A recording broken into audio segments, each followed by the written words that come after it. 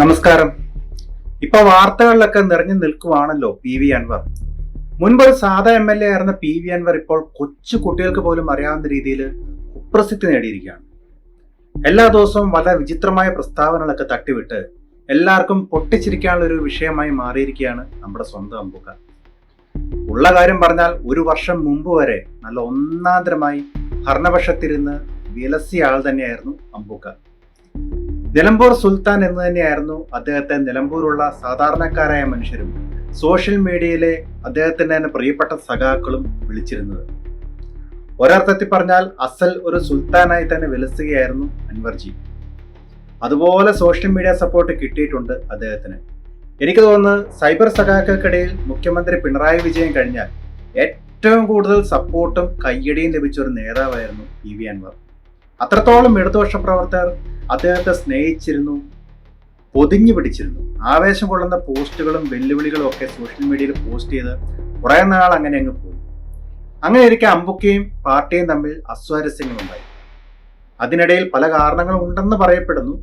പതുക്കെ പതുക്കെ പാർട്ടിയും അൻവറും തമ്മിലുള്ള വിഷയങ്ങൾ വഷളാകുന്നു, പരിഹാസങ്ങളാകുന്നു, കുറ്റപ്പെടുത്തലുകളാകുന്നു. അവസാനം സമ്പൂർണമായി തന്നെ അകലുകയാണ് പാർട്ടിയും അൻവറും. പിന്നീട് അൻവർ രാജിവെക്കുന്നു. അന്നു മുതൽ കൺകണ്ട ദൈവത്തെ പോലെ പോഴ്ത്തിയിരുന്ന പിണറായി പിന്നീട് അൻവറാശാന്റെ ഭാഷയിൽ ലോകത്തിലെ ഏറ്റവും മോശപ്പെട്ട മനുഷ്യനാവും.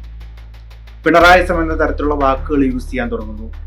കോൺഗ്രസ് സൈബർ ടീമുകൾ അൻവറിനെ വരവേൽക്കുന്നു, സപ്പോർട്ട് ചെയ്യുന്നു. അങ്ങനെ അങ്ങനെ അത് മുന്നോട്ട് പോയി നിലമ്പൂരിൽ ഉപതെരഞ്ഞെടുപ്പ് പ്രഖ്യാപിക്കുന്നു. ഇനി അങ്ങോട്ടാണ് അൻവർ എന്ന നിലമ്പൂർ സുൽത്താന്റെ രാഷ്ട്രീയപരവും വ്യക്തിപരവുമായ പതനങ്ങൾ ആരംഭിക്കുന്നത്. നമ്മളൊരു രാഷ്ട്രീയ നേതാവിന് ഉണ്ടായിരിക്കേണ്ട, കാണപ്പെടേണ്ട ഏറ്റവും വലിയ ഗുണം എന്ന് പറയുന്നത് നയമാണ്. പിന്നെ ബുദ്ധി. ഒറ്റ ബുദ്ധി ആവരുത്, കൂർമ്മ ബുദ്ധി ആവണം. ഒരു മുന്നണിയിലേക്ക് കടന്നു ചെല്ലുമ്പോൾ ആ മുന്നണി സ്വന്തം കാൽക്കീഴിലാക്കി വെച്ചിരിക്കുന്ന ആളെ പ്രതിപക്ഷ സ്ഥാനത്ത് നിന്ന് മാറ്റണം എന്ന് പറഞ്ഞാൽ അൻവറിനെ ഒറ്റബുദ്ധി എന്നും വിളിക്കാൻ പറ്റില്ല. അതിലും താഴെയുള്ള പേരുണ്ടെങ്കിൽ അത് വിട്ട് വിളിക്കേണ്ടി. അങ്ങനെ എല്ലാ ദിവസവും പുതിയ പുതിയ മണ്ടത്തരങ്ങൾ പറഞ്ഞ് മുൻവേറിയ അൻവറിന്റെ പാർട്ടിയിലേക്ക് പുതിയ ഒരാൾ കൂടി കടന്നു വരികയാണ്. മധ്യ തിരുവിതാംകൂറിലെ കേരള കോൺഗ്രസുകളുടെ മാനസപുത്രനായ സജി മഞ്ഞക്കടമ്പ്. സജിമോനെ അറിയാത്ത മധ്യ തിരുവിതാംകൂർ രാഷ്ട്രീയത്തിൽ ആരും തന്നെ ഉണ്ടാവില്ല. KM മാണിയുടെ പാർട്ടിയിൽ നിന്നും പഞ്ചായത്ത് കൗൺസിലറായി, പ്രസിഡന്റായി, ശേഷം ജില്ലാ പഞ്ചായത്ത് മെമ്പർ വരെയായി.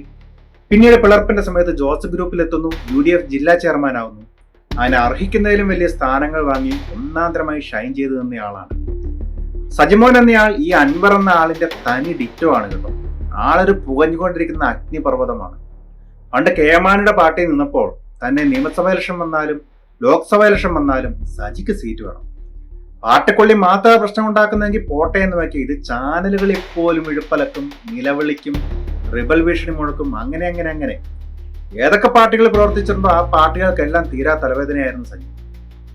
അയാളുടെ തനിപ്പകർപ്പായ പി വി അൻവറിനോട് സജി ചേരുമ്പോൾ തീപ്പെട്ടിയും പടക്കവും എന്ന പ്രയോഗം നടത്തുന്നതിൽ എന്തെങ്കിലും തെറ്റു പറയാനുണ്ടോ? രണ്ടുപേരും ഒരേ സ്വഭാവക്കാരാവുമ്പോൾ വേറെ എവിടെ നിന്നാലും രാഷ്ട്രീയത്തിൽ ഒന്നിച്ചൊരു നിലനിൽപ്പുണ്ടാവുന്നു. അതും അസഹിഷ്ണുത എന്ന വാക്ക് കണ്ടുപിടിച്ച രണ്ട് നേതാക്കൾ കൂടിയാകുമ്പോൾ.